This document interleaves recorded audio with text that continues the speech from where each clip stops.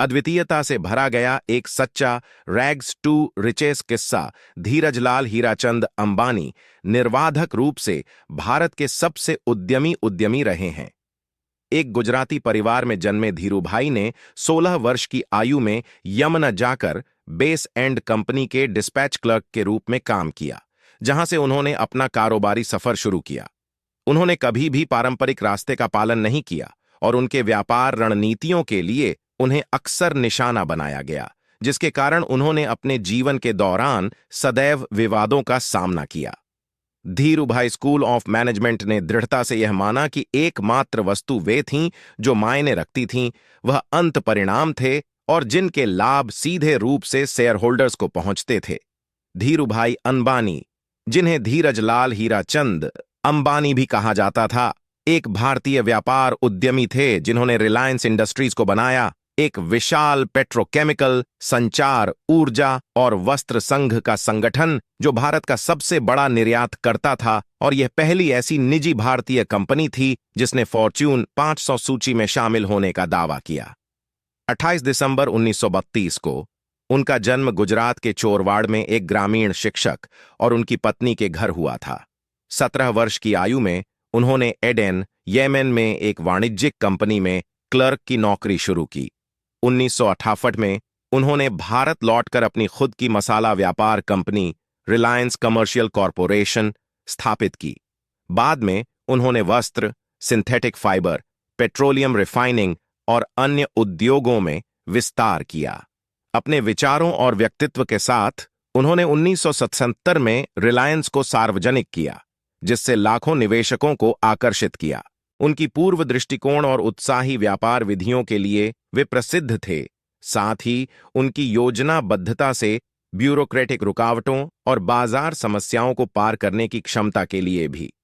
उन्होंने 6 जुलाई 2002 को मुंबई में अपनी मृत्यु प्राप्त की, जिसने पैसे और सफलता की एक विरासत छोड़ी। 2016 में उन्हें पोस्टह्यूमसली पद्म विभूषण से सम्मानित किया गया, जो भारत का दूसरा सर्वोच्च नागरिक सम्मान है। धीरूभाई अंबानी का पालन पोषण संघर्षशीलता और संघर्ष से भरा हुआ था, जिसने उनके अद्वितीय व्यापार यात्रा के लिए महत्वपूर्ण आधार रखा। उनका जन्म 28 दिसंबर 1932 को गुजरात, भारत के चोरवाड़ में हुआ था, जहां एक कम संसाधनों वाले साधु घराने में वे पैदा हुए थे।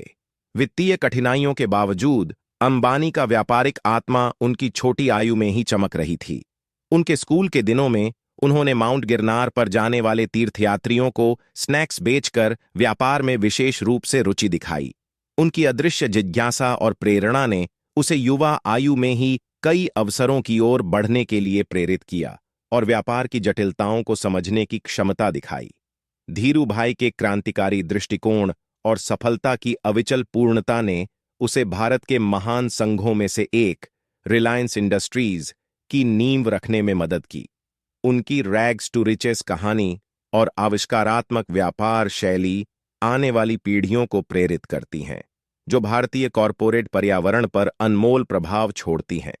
धीरूभाई अंबानी ने अपने मूल शिक्षा के लिए अपने गुजरात के गांव चोरवाड़ में स्थित बहादुर खानजी स्कूल में पढ़ाई की थी। वह एक चमकते और प्रेरित बच्चा थे जो शुरू से ही नेतृत्व की क्षमताएं दिखा रहे थे। 1948 में उन्होंने जूनागढ़ जिले के स्कूल से अपनी मैट्रिकुलेशन पूरी की। उन्होंने उच्च शिक्षा की तलाश नहीं की, क्योंकि उन्हें काम करके पैसे कमाने की इच्छा थी। 17 वर्ष की आयु में उन्होंने यमन के एडेन जाकर एक व्यापार कंपनी में क्लर्क के रूप में काम किया, जहां उन्होंने व्यापार और लेखा के मौलिक सिद्धांतों को सीखा। धीरूभाई अंबानी ने 1968 में अपनी क्लर्क की नौकरी शुरू की बेस एंड कंपनी, एक वाणिज्यिक कंपनी में, जो यमन के एडेन में स्थित थी। वहां उन्होंने व्यापार और लेखा के मौलिक सिद्धांतों को सीखा। उन्होंने एक गैस स्टेशन पर पेट्रोल विक्रेता के रूप में भी काम किया। उन्होंने पैसे बचाए और भविष्य के पर्यायों के लिए मूल्यवान कौशल प्राप्त किए। उन्होंने 1968 में भारत लौटकर बॉम्बे, अब मुंबई में रुके। उन्होंने अपनी स्वयं की मसाला व्यापार कंपनी रिलायंस कमर्शियल कॉरपोरेशन स्थापित की उन्होंने शीघ्र ही अन्य वस्त्रों में भी प्रवेश किया, जैसे कि चीनी, चावल, जूट और इसी तरह के आइटम्स, जो अपने प्रतिस्पर्धियों से कम कमाई के बावजूद उच्च गुणवत्ता वाले आइटम्स प्रदान करके।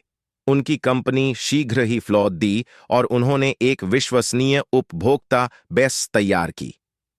अंबानी ने अनुभव किया कि कंपनी ने वस्त्र से ज्यादा कुछ नहीं कर सकी है। इसके बाद उन्होंने सिंथेटिक टेक्सटाइल्स की ओर बढ़ने का निर्णय लिया। 1966 में उन्होंने पूर्वाग्रहण में पहला कदम उठाया और नरोदा, अहमदाबाद में पहला रिलायंस टेक्सटाइल मिल खोला। उन्होंने विमल ब्रांड का शुभारंभ किया, जिसे उच्च गुणवत्ता और विभिन्न प्रकार के कपड़ों के लिए जाना जाता था। उन्होंने सीधे उपभोक्ता बाजार के साथ बढ़ते हुए रिलायंस को एक पेट्रोकेमिकल्स पावर हाउस में परिवर्तित किया। इसके बाद कंपनी के कार्यों में प्लास्टिक्स और ऊर्जा उत्पादन को शामिल किया, पूर्वाग्रहण और विविधीकरण के सिद्धांत का अनुसरण करते हुए।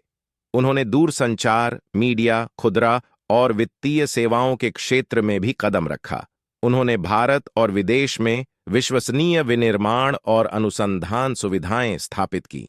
उन्होंने अपने साम्राज्य को बनाने के लिए अन्य व्यापारों को भी खरीदा। राष्ट्रीयकृत बैंकों ने उसका समर्थन करने से इनकार किया था। इसके बाद धीरूभाई ने 1977 में रिलायंस को सार्वजनिक किया। उन्होंने लाखों छोटे निवेशकों को कम मूल्यों पर साझा बेचकर एक निष्ठापूर्ण शेयर होल्डर बेस बनाई।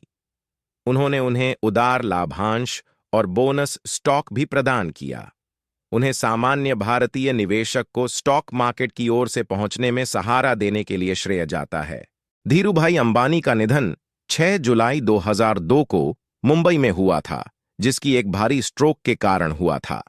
उन्होंने एक $15 बिलियन का कॉरपोरेट साम्राज्य और 4 बच्चों का परिवार छोड़ा, जिसमें मुकेश और अनिल अंबानी शामिल थे, जिन्होंने उनके धन और उद्यमों को आनुवंशिक किया।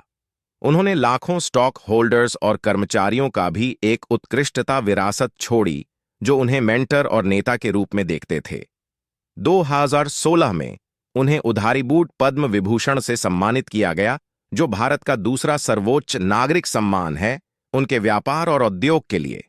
उनके जीवन काल में कई और सम्मान और मान्यताएं भी मिलीं, जैसे इंडियन मर्चेंट्स चैम्बर का धीरूभाई अंबानी स्मारक पुरस्कार, economic times lifetime achievement award for corporate excellence, Pennsylvania विश्वविद्यालय की व्हार्टन स्कूल से डीन्स मेडल, केमटेक फाउंडेशन और केमिकल इंजीनियरिंग वर्ल्ड का मैन ऑफ द शताब्दी अवार्ड। भारतीय वाणिज्य और उद्योग चैम्बर ने उन्हें 2000 में इंडियन एंटरप्रेन्योर ऑफ द शताब्दी अवार्ड से सम्मानित किया। धीरूभाई अंबानी को व्यापक रूप से भारत के प्रमुख नवाचारकार और प्रतीकात्मक उद्यमियों में से एक माना जाता है। कई युवा उद्यमी उन्हें उनके पथ पर चलने और स्वयं और समाज के लिए धन और मूल्य उत्पन्न करने के लिए प्रेरणा का स्रोत मानते हैं।